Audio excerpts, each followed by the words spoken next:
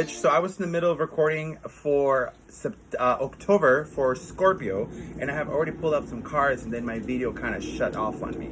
So the cards have already been pulled. I'm just going to reread the reading. The first card is the Sun.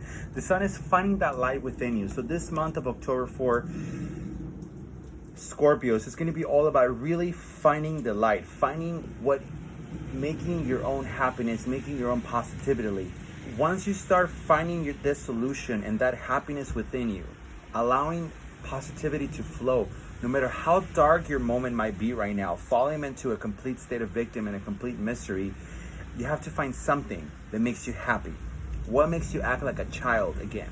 You said, if the world is crumbling, let me go back to what makes me act like a child and makes me truly happy. Once you figure that out, then you start understanding that the world, it actually has something along the lines of a solution. Things start looking a little bit better once you find that child within you, that happiness, that almost like careless, but careless in a sense of surrender. Surrender to the best of you. Surrender to the positivity that will come out when you start seeing that the problems are not that big, when you just leave it completely up to the universe to deal with. Something that you can take a lot of advantage of this month, Scorpio, is going to be doing a lot of charity work. However it is, with your time, with your attention, with your energy, with your money, with anything along those lines, anything that helps you help other people, the universe will bring it back to you. You know how a lot of people be like, oh, inhale love and exhale the bullshit. Well, that actually comes from a proverb from the Buddhists, in which they do the opposite. They inhale all of the negativity that the world is going through, or that a person in a specific is going through, and they allow the body and the mind and the soul and the spirit to do what it does best, which is to transform all of this into positivity. And that is how they create good karma for themselves, by allowing all of this negativity in and doing something back. So this is what the universe is asking of you. It's asking you to go back to those roots and find that little light within all the darkness you're going through right now, Scorpio, because there's something kind of fucked up going within you. Once you realize that, then you start seeing kind of a solution, and then you move on to be like, okay, now it's time for me to realize that I have enough, that I have so much that I can actually give some of it back. Now, you've been kind of in a cocoon for a while. How do I know this? Because this is the get back on your feet kind of card. This is the get back to the world. After being secluded, it's almost like playing the hermit card, but it wasn't like a major thing. It was kind of a minor setback at one point, and you allowed it to get really fucking big, and you allowed it to take part of your life, and you allowed it to weave itself into everything else, and take a bigger part of your life that it actually is. So back to that, it's time to get back into the world. It's time to really get back out into the world again and just really show them what you have. Yes, you went through a huge step back.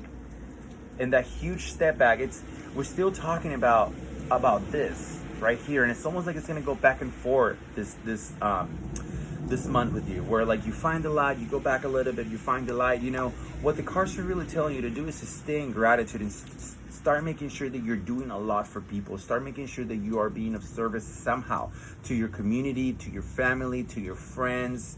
You know, like if you know someone who's going through anything, if you can go and donate your time, any of those little things will really help you ground yourself through all of this, Scorpio. It seems like you're having quite of a rough month, you know. There's setbacks. Yes, there is setbacks. You rolled this upside down. And what does that put you in? That puts you in obsessive behavior. So this is the beauty about cards, and this is the beauty about divination, that when you know that things may be out of your hands, that things are going to be upside down, that you're going to have a setback, a lot of the times this setback comes from unalignment, meaning that we manifested something that wasn't aligned for us, and now the universe is setting us back a little bit and being like, okay, there's something in there that you didn't think about, and because you cannot see it, I'm going to set you back a little bit so that you can realize it. And then a lot of the times I find myself going through that, and I'm like, oh my God, what the fuck? What, I worked so hard on this. Why are you taking this away from me? And the universe is like, no, because you can do better. And I'm like, dude, that's bullshit, you know? And what happens then? We get the devil card coming in. The devil card coming in talks a lot about obsessive behaviors and falling into all addictions, falling into vices, falling into mechanisms of coping mechanisms that are no longer good for us anymore. So what's going on with you, Scorpio? When you feel the setback, when you feel the holdback of the world, when you get yourself back out there after dragging yourself through the fucking mud and going back into being that sun radiating person, that person, because Scorpios, let me tell you something, Scorpios are not attractive, they're desirable. Like the word for Scorpio, anywhere I read about astrology, is desire. It's like this fire within you guys that just attracts the hell out of anyone. It's like having sex with a Scorpio is like you've been marked for life kind of deal, you know? It's like once you go Scorpio, you never go back. So once you drag yourself out of that, you find that in yourself again, you start giving out to the world again, and you get your ass out there like the cards are telling you to do, you know? Or if you are in your best behavior, you did. There's still something setting you back. Now, this something setting you back can really lead you into going back to that addiction thing, to that problematic thing. That, what is it? Is it gambling? Is it overeating? Is it sleeping? Is it launching in your couch all fucking day and not doing anything? Is there some kind of obsessive behavior?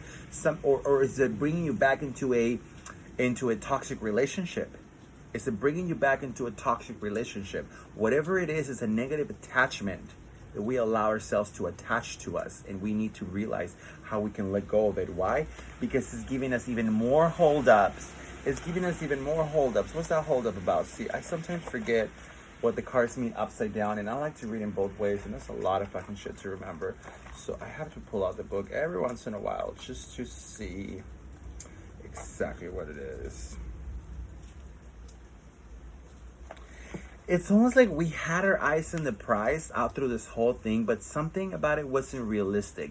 We feel, or not we, because I'm not a Scorpio, but Scorpios are going to feel that they fail at doing something, and that doesn't sit well with them. Okay, so what do we do? So what do we do? Like, our solution the first time was we bring ourselves up, where we bring the Scorpio the best, and you bring the best out of Scorpio, and you're like, you know what, I'm gonna get myself through this shit. Okay, I can see the light. Okay, I'm gonna be of service, help people out, get myself back out there. Boom, all that goes good. And then the universe is like, nah, bitch, we're gonna hold you back a little bit more. And everything kind of just seems to be failing. We start falling into those obsessive behaviors, those codependent, toxic relationships kind of deal. You know what I mean? If you have some coping mechanism to deal with all of that,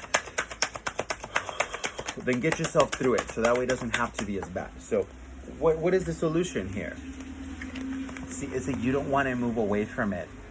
It's almost like you're resisting it. It's almost like you just don't want to. You're like, no, I don't want to move away from this relationship.